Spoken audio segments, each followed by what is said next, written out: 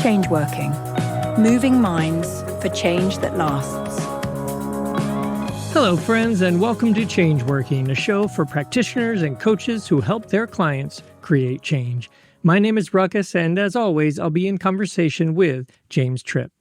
We're having today's conversation because it leads directly into a live session we're doing on April 18th called Creating the Space for Miracles, and we'd like to invite you to join us for free. So, here's the backstory. At the end of last year at the UK Hypnosis Conference, James did a live clean language demo that was completely content-free, so he had no idea what they were working on. And then he found out several days later that the session resolved that volunteer's dyslexia, which is pretty amazing. Then James was able to get a copy of the demo, and so during this live session on Saturday, we're going to watch it together. James is going to talk it through, break it down, and then we're going to read that volunteer's report on what it was like for her and how the session helped her.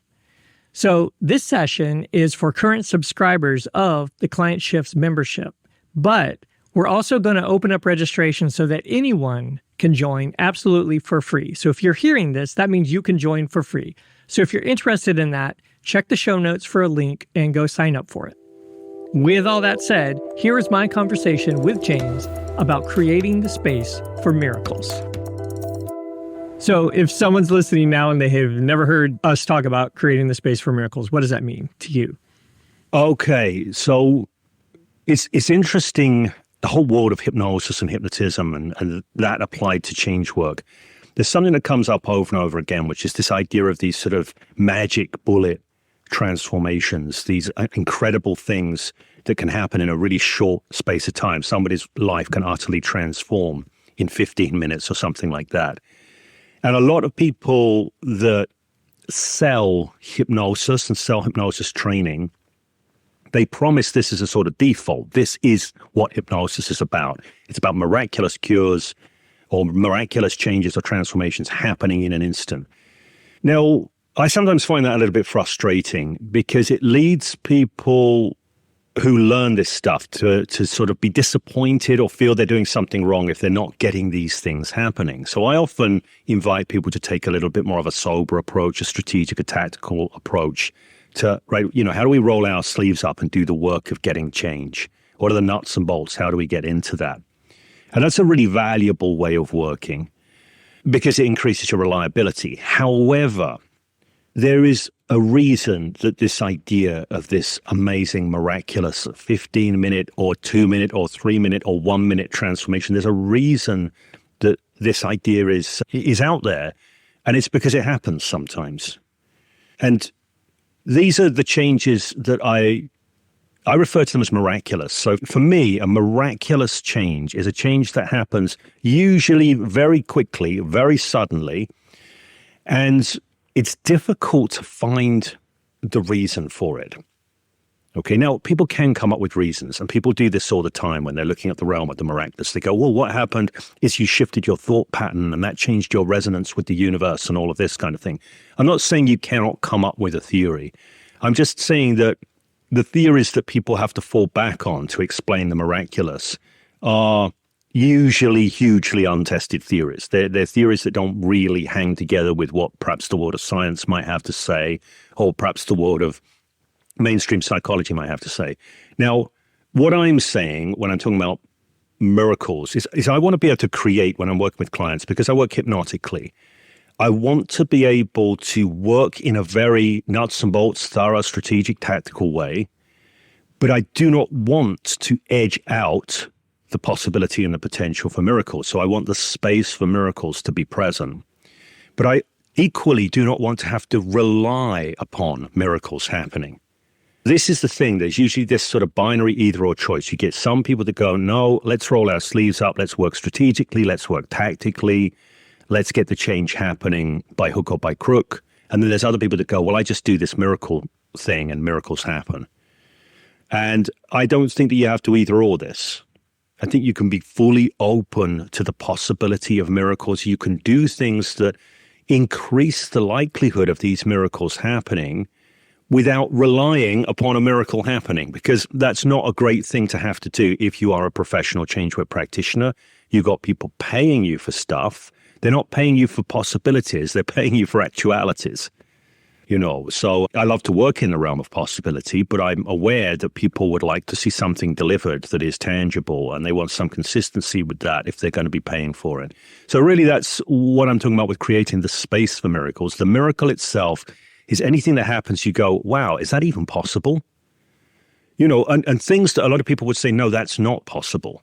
So one example of this is very interesting. And, I invite people to double check this, to go out, do your fact checking and not just take my word for this.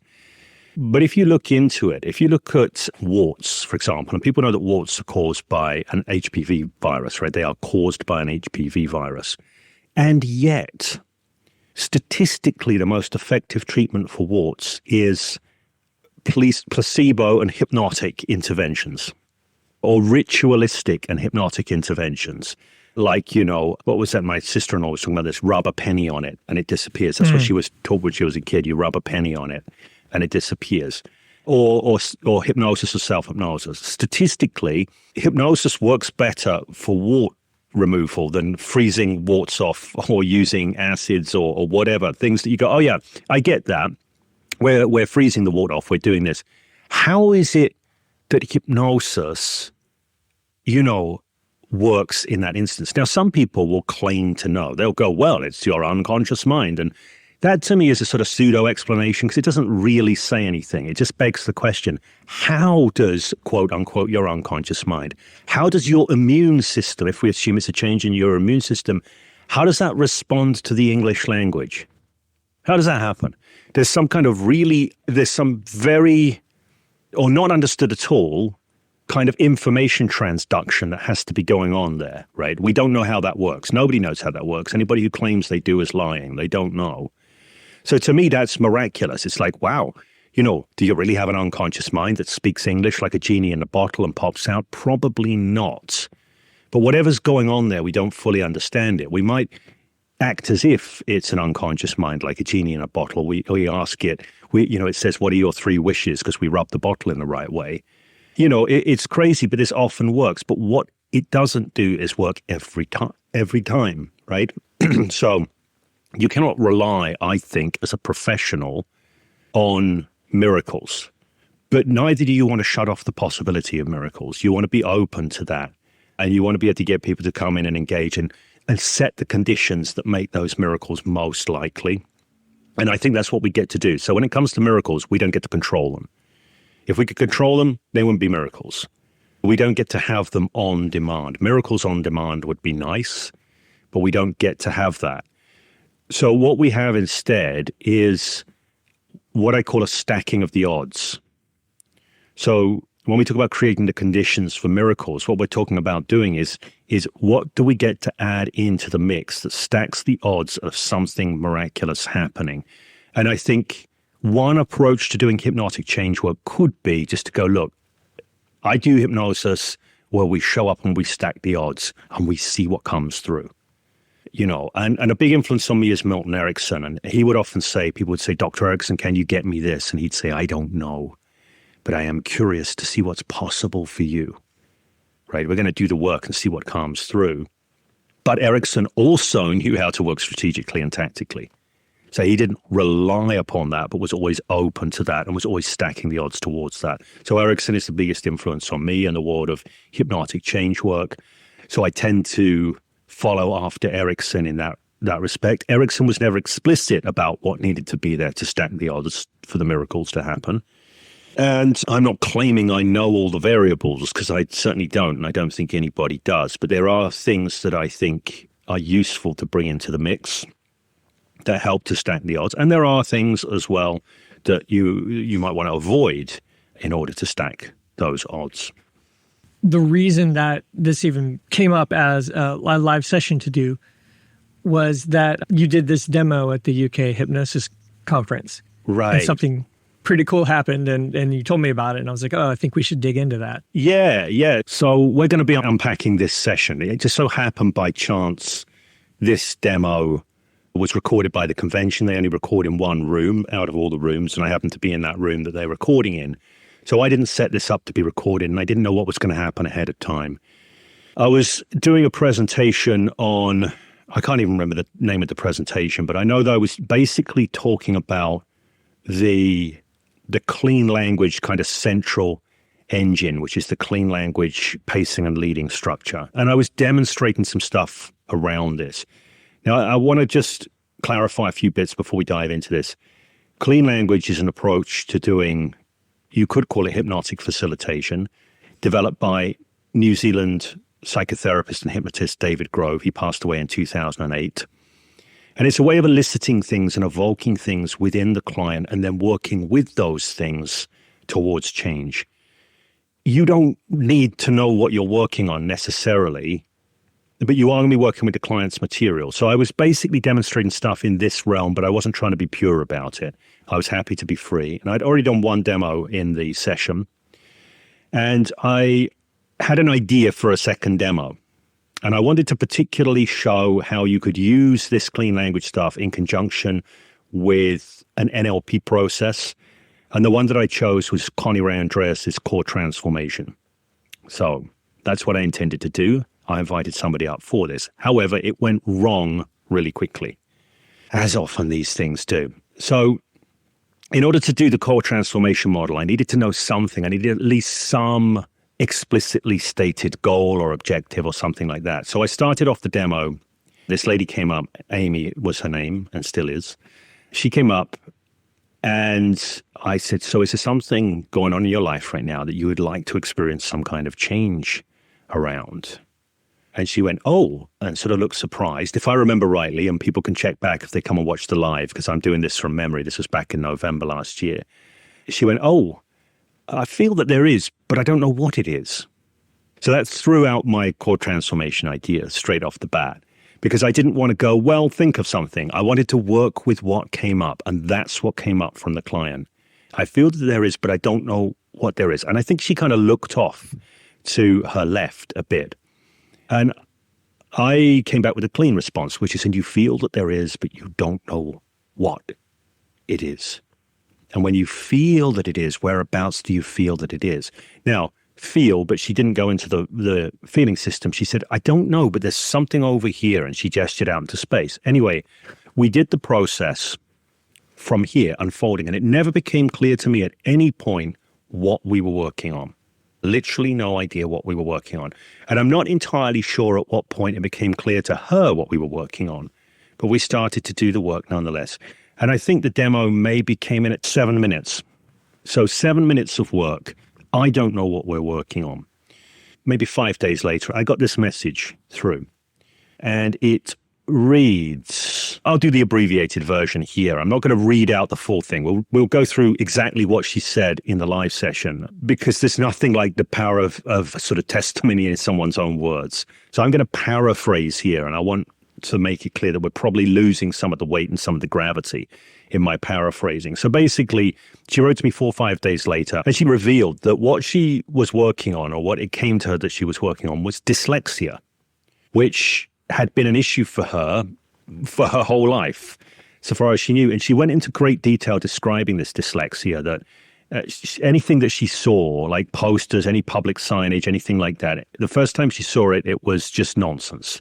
It was just a load of nonsense. She'd see random words that just were nothing to do with what was there. And then she would have to stop and really kind of slow herself down and intentionally focus and read and sort of make the sense out of it, and then do a third reading where she would sort of put everything in order. And this was a long, laborious process for reading.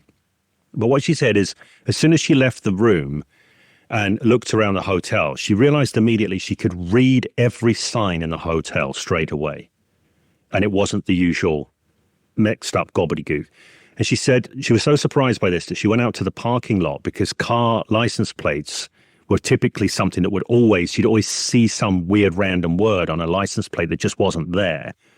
And on her first look at license plates. So she said she looked around the parking lot there, and everything, all the license plates she could see immediately as they were, straight away. And she tested this. And then she said in the message, she said, I've been trying to put it back the way it was for about 4 days just to see if I can, and I can't do it. Everything is clear now. So it was this absolute. Now, to me, that's miraculous. And the reason I say that's miraculous is because I didn't know what we were working on, number one. So if we go, so what actually happened there? If we assume that all change work is based on getting the right strategies and tactics, and that is an approach to change work which is very, very valid, the assumption must be that accidentally we hit on the right strategy. And I seriously doubt that. I seriously doubt that. So my supposition there is that something else happened, that somehow, this is an example of, there's one take that says that hypnosis is just about getting people to do things that they can do, but they don't know that they can do. So for whatever reason, on some unconscious level, she was able to read clearly, but was somehow not doing it for some reason. There was, whatever the reason, we don't know what it is. But in the end, whether we go, oh, it was because of this block and we remove this block or whatever, I think that those ideas, sometimes it can be like, oh yeah, we need to do this in order to get that to happen. But the question is why? And in the end, what seems to be the case is that sometimes people can just do things they don't know they can do. Now, a good illustration of this comes from the book Healing Beyond Pills and Potions by Dr. Steve Bierman. And I really like this book. Now, Steve Bierman, MD, he's a medical doctor. He worked for 20 years, I think, plus in emergency room situations. So he's dealing daily with people with broken bones, all sorts of pain, all sorts of horrendous accidents, so these kinds of things happening. And he used conversational hypnosis in those contexts, what you would call conversational hypnosis, suggestion work, to get miracles happening in that situation. And one thing he talks about in his book that he used to do literally daily is somebody had come in with an artery that had been severed or cut, and they were bleeding profusely, and the bleeding wouldn't stop. And he'd be going around. He wouldn't be able to suture it straight away. So he'd see the person with the bleed, and then somebody had dressed the wound, and he'd have to come back. So he said, almost daily basis, he would have a situation like this. And he'd say, you must have been really worried about that bleeding. And they go, yes. And he'd say, well, this is interesting. I'm going to ask you to do something now, and you're probably going to think this is completely absurd. In fact, you might even laugh at me. And then they look, and he said, but I'm deadly serious. And he hangs with the pause and says, I need you to stop bleeding now. And he said that the typical response is people would laugh, and then he'd carry on his earnest and serious look, and they'd look down at the wound, and it would very rapidly stop bleeding. Now, Steve Bierman, by his testimony, he's a medical doctor working in an emergency room. He says this is a near daily occurrence there for him. So if you say this to most regular people out there in the world and go, do you think that's possible? Some people would go, wow, yeah, the power of the mind. A lot of people would go, no, I think that's fairy tales. I think that's a pipe dream. But let's just assume for a moment. Now, I don't know, because I'm not Steve Bierman. I've not done it. I think it'd be kind of whack if he was making that up, given that he is a professional and is still working in these environments and has had people come and watch him work and observe his work. So taking him on his word, what exactly is going on there? How is it that you can ask somebody to stop bleeding? What is going on? What is the nature of the process? The answer is we don't know. We don't know. The best I can say is there's some kind of series of system of information transduction that takes the verbal and nonverbal communication and turns it into something that makes a physiological change or difference. But even on that level, I don't even know if there's any drugs that do that. So we don't know how it works. Most people would dismiss that as impossible. I would say there's an example of a miracle there, right? Now, Steve Bierman points out there are variables in the mix there that make that so. That in that moment, you've got people who are worried and desperate, and they're desperately seeking authoritative suggestions, that they are wide open to taking. There's no critical faculty on anything that gets delivered because they're wide open for it due to the unusual circumstances. That is a significant thing, I think, in those instances, those unusual circumstances. But that's the interesting thing that's going on. So what is happening? It's a version of ask your unconscious mind to make this change, and it does it. And I think miraculous hypnosis is often some version of ask your unconscious mind to make this change. Now, sometimes the asking of the unconscious mind to make this change, I don't necessarily mean this literally. This is a simplification of whatever is going on, which is probably horrendously complex. but we can simplify it as ask your unconscious mind to make this change. Now, how many different ways can you make a request of the unconscious mind to do that? You can ask in straight language, you can give a direct suggestion, or you can create some kind of ritual that people buy into, the person buys into, seems meaningful, makes sense, which I think a lot of more elaborate hypnotic work can be looked at as personalized change rituals. It's not really necessarily doing strategic and tactical things that make a difference, although they could be, but they could also work at the level of very personalized change rituals. So it's very possible in the case of Amy, who came up for this demo, right? And by the way, this is an unusual circumstance. She's up in front of a room with a whole bunch of people watching. This creates a novel state in and of itself. So, like Steve Bierman saying, these people are in this unusual situation in the ER room and they've got an open wound. That's an unusual situation.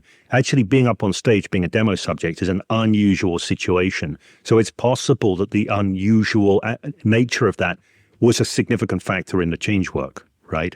Now, one of the things that's clear to me as well is I was there and I participated in that, and my skills count, my knowledge counts, my understanding counts. But that is not to say that I made that happen. I did not make that happen. I did not cure her dyslexia or anything like that. That is not me that did that. Whatever happened in terms of a shift was a co-creation between me, between her, or between different aspects of me and different aspects of her, and the environment and everything that's happening in the moment and everything that's happened in her history and 1,001 other variables that we can't see or control.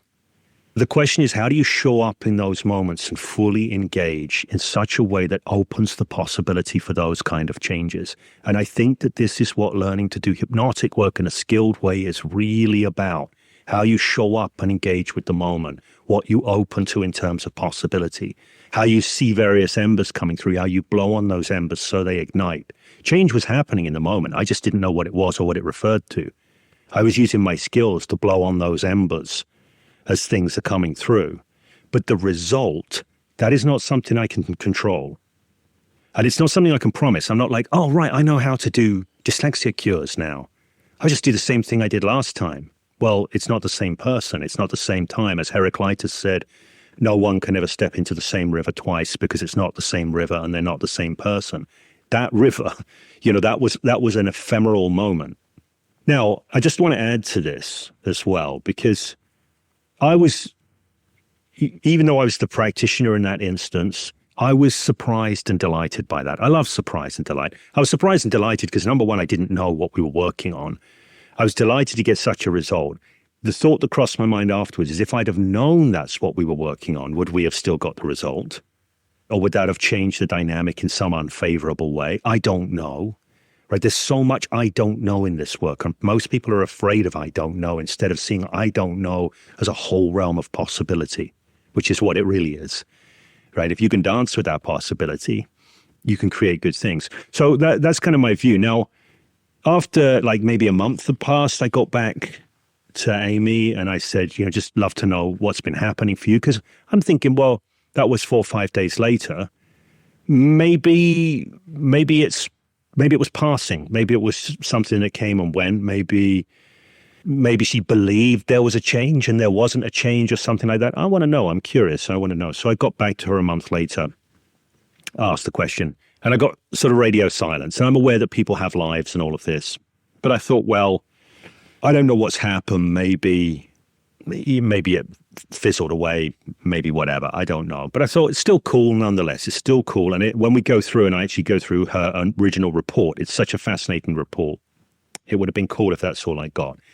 However, there was some months passed. And then I wrote to her and asked on the 8th of December, so that was about a month later. And then I finally, on the 2nd of March, I got a reply, some couple of months later. And I won't read the reply on this occasion either because it's quite long and it goes into quite a lot of details. But the story as it unfolded was not only had the change lasted or stuck, which is a frame I might say something about in a moment that a lot of people are overly hung up on, because it isn't about changes that stick. You don't want people to be stuck. You want people to grow and evolve and be alive. So what happened as a result of that change is it unfolded further into a whole array of differences, positive differences across her life. So it didn't stick. The change didn't last or stick. What got set in motion was a whole generative wave that moved through all sorts of areas of her life. And to me, that's what good change work is about. By the way, it's not moving people from solid state A to solid state B. It's getting people to become free from patterns that persist and then have those dissolve into patterns that play through. That's a way to think about it. Or to turn vicious circles into virtuous circles, right? And a virtuous circle is ongoingly generative. So that's the aim of change work for me, is catalyzing a wave of transformation that moves through into someone's future, not moving someone from one stuck state to a different stuck state that we consider to be better than the original stuck state. But that's a point aside. That's not entirely related to the miracles point. Yeah, so that's what we're kind of unpacking. And I want to say right now that my philosophy on this, I think I probably already said this, but I'm going to say it again, is one of stacking the odds. What do we do to stack the odds for this kind of work to work? What do we do to stack the odds for the deepest creative potentials of the client to come through and reweave their reality into something else, something different, something new? That's the nature of the work, stacking the odds, setting the conditions, creating the conditions for these potential miracles. And if the miracles are smaller, shifts, that's okay. How do we then work strategically to weave those together into bigger shifts? You've mentioned throughout this, since we started this episode, hypnosis. And I'm aware that different people have different ideas of what that is, and without going too far into definitions, I just want to be clear that you're not talking about deep trance, suggestive hypnosis. You're talking about conversational hypnosis. Yeah. Well, here's the thing I would say about that. Yeah. With that kind of piece of work, somebody might look at that work and again, we would love for you to come and take a look at this live session where we're unpacking this. I would invite you to come along and take a look at that and ask yourself the question, is this conversational hypnosis or is this deep trance work? Because the kind of work that I'm doing in that particular session, I sometimes call it psychoactive facilitation. It's not entirely conversational. It's not just like a regular chit-chat conversation where suggestions are being woven in or subtle invitations to shift attention. That would be the pure conversational realm for me. But what most people think of as deep trance work usually involves one person being quite passive with their eyes closed and perhaps zonked through the floor or in a different realm or something like that, while the hypnotist or the hypnotic practitioner is facilitating the flow, perhaps weaving suggestions into the flow. So it's a very one-way thing. This work is co-creative, but it's immersive. It's absorbent. That's not the right word. It's absorbing, right? I'm just thinking of something a friend of mine said to me a little while ago. They came up to see me in Edinburgh because they had a situation that they wanted to transcend, and that they'd had a very, very bad experience at hospital, and it had left them with quite a lot of classical PTSD symptoms. The issue is they had to go back into hospital for a further operation, and it was kind of like it was heavy for them to think about going back. So they came up to see me and do some work. Now, this friend of mine is a more old school classic hypnotist, more, that sort of ultra depth, deep into trance, and quite kind of a direct suggestion-based hypnotist. And I don't tend to work that way. So I did some interactive co-creative trance flow stuff with her. And we didn't mark the differentiation from the conversation to the trance work. It sort of just got more psychoactive, let's say. And she became more and more absorbed. But at no point did she close her eyes. And at no point did she stop talking or interacting. And we got a really good result for her. She got back into hospital. She got her operation done. She did what she needed to do. And she said, thank you very much afterwards. She said, that's the deepest I've been. I think she said something like, that's the deepest I've been in trance without being in trance. Or something like that, right? because she knew that it was a vivid, very absorbed experience. But what was missing was your eyes are going to close now and all of this kind of stuff. The traditional trappings of hypnotic work were not there. Now, people often mistake the traditional trappings of hypnotic work for being the hypnotic work rather than just sort of traditional trappings. And I'm not saying those trappings aren't a way of doing it, but I think people learning hypnosis or learning what can be done in this realm, it's worth being aware that the ways people often do things are not the thing they're doing. The way they're doing it is not the thing they're doing. And there are many other ways to do that. So if you're doing that kind of hypnotic work, now I sometimes call this trance flow work, and it can be and it's always interactive the way I do it. Sometimes I might be more traditional in that the client really has got their eyes closed and I'm flowing with the suggestions. Usually after a period where they've been putting a lot more stuff out and it's weaving things together. So I call this a kind of trance flow, and it's about being absorbed in it. That's not conversational work. Conversational work is going to use the suggestion side of hypnosis without necessarily anything too obvious going on in terms of explicit state shifts and that kind of thing. Well, because this was a clean language, technically a clean language demo, and clean language is very hypnotic the way you facilitated it. Yeah. David Grove had a lot of hypnotic sensibilities, and my friend Judy Reese, who knew David Grove, and I never knew David Grove. Literally, when I started my clean language training in 2008, he had passed away like months earlier. So I never met him when I entered the clean world. He just literally departed the clean world when I entered it. But my friend Judy, who'd been around longer, she knew David, and she said that there was a time back in the 80s where David Grove would not teach clean language to anyone who was not trained in hypnosis already. So he saw it as such a bedfellow, at least, of hypnosis, that he didn't want to work with people who didn't have these hypnotic sensibilities already in the mix. I think he softened his stance on that as he came into the 90s, but in the 80s, that was his original position, as I understand it. It is interesting because I recently watched the demo because I was cleaning up the audio. And you absolutely, at no point do you tell her to close her eyes. But when watching the demo, you will see points at which she just naturally closes her eyes or naturally starts looking in a certain area. And it's very interesting to watch from that point of view of when she is going into hypnotic states and, Right. naturally as you're talking to her. Yeah, I mean, this is the thing about clean language. One of the things, so when you say her eyes start to look at things, and this is very common with clean language, even with somebody who's, I'm going to call them a naive participant. And by naive, I don't mean foolish. I mean, they've just got no experience before, so they don't know what to expect or what they should do.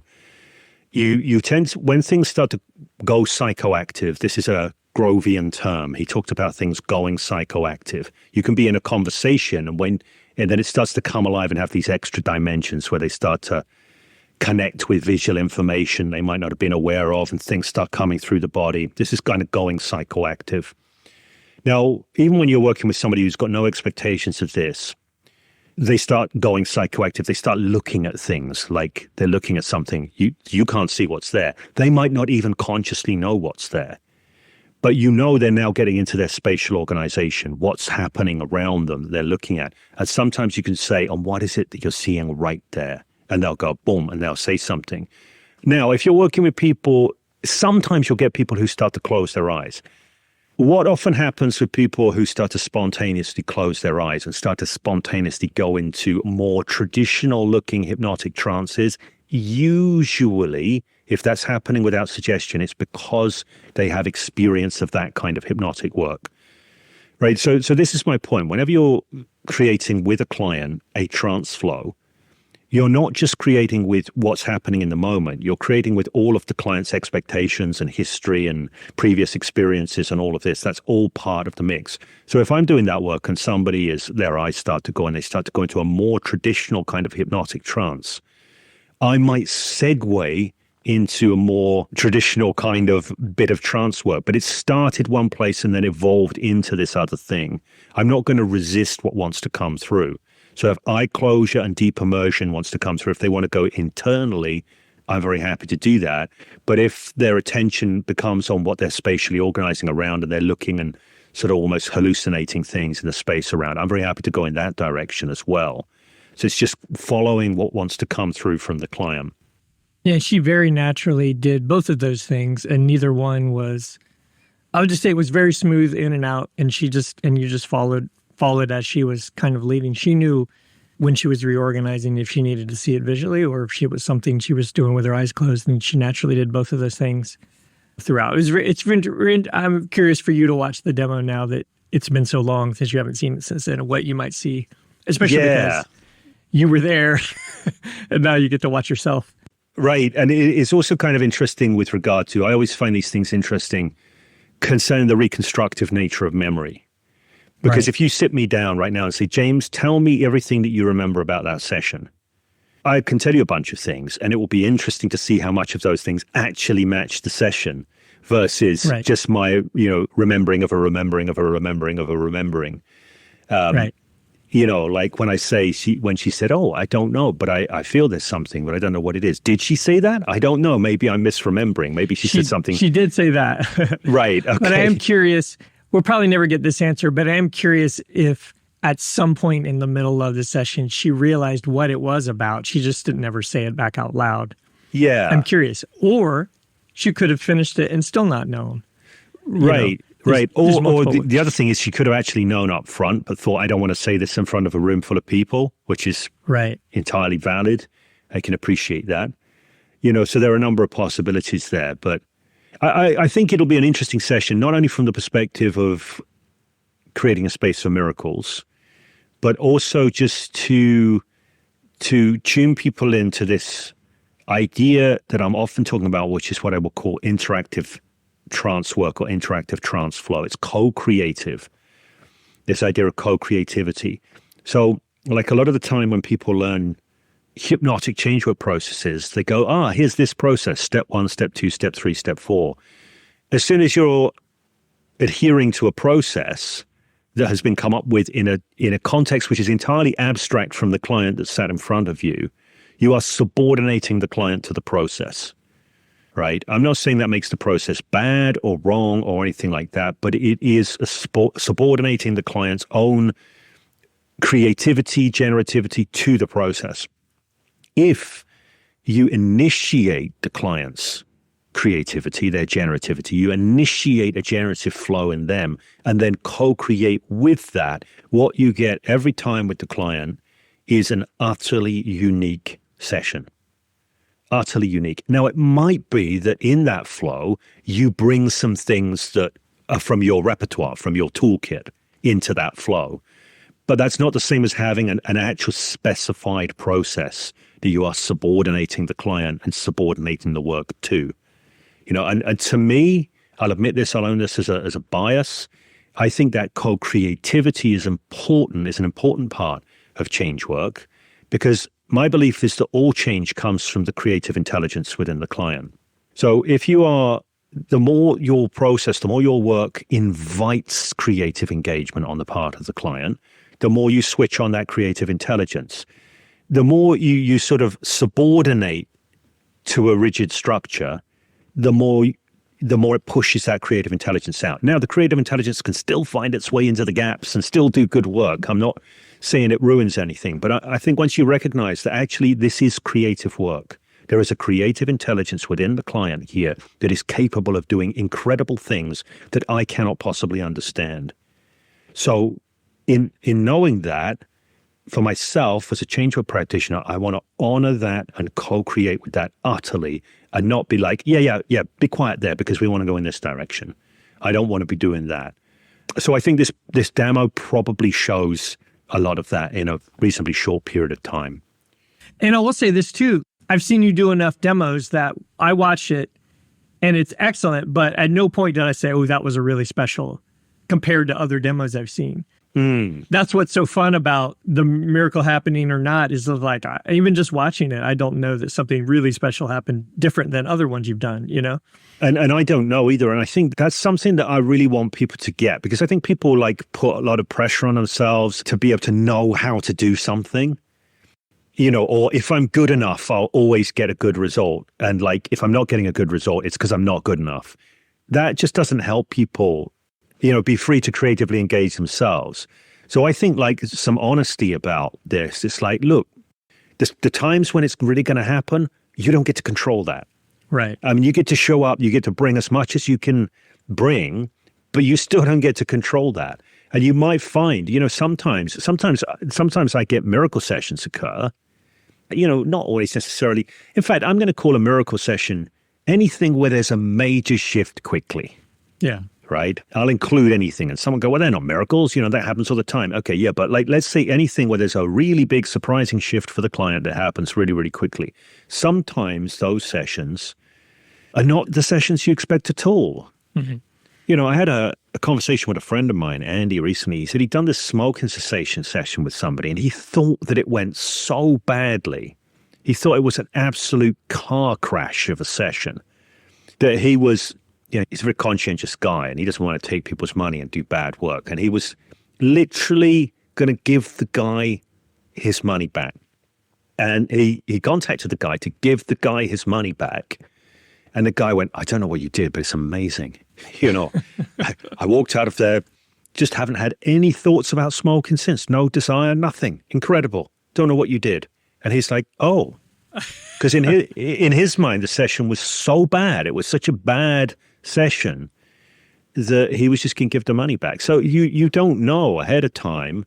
You don't know. You cannot really judge in the moment the impact of the session, what's going to unfold from it. Now, I don't mean to say by that, so therefore you can turn up and do anything you like. I'm not saying that either. I think this is why I really like this frame of stacking the odds. Stacking the odds never guarantees an outcome. It just increases the likelihood of an outcome. So I think good work is always about stacking odds. It is never about controlling through to a particular outcome. But, there are ways of doing that that can enhance miracles. And you can still fall back on some kind of nuts and bolts stuff as well, some strategic and tactical stuff that it might be a bit more blue collar, but can still get the work done. So there you go. I hope you enjoyed that and hope that it's intrigued you enough that you're going to want to join us this Saturday, the 18th, for this free live session on creating the space for miracles. We're going to watch the demo, talk even deeper about creating the space for miracles, and get your questions answered by James. So check out the show notes where you can sign up completely for free, and I hope to see you there. Changeworking is produced by Ruckus Sky. For information on training, go to clientshifts.com.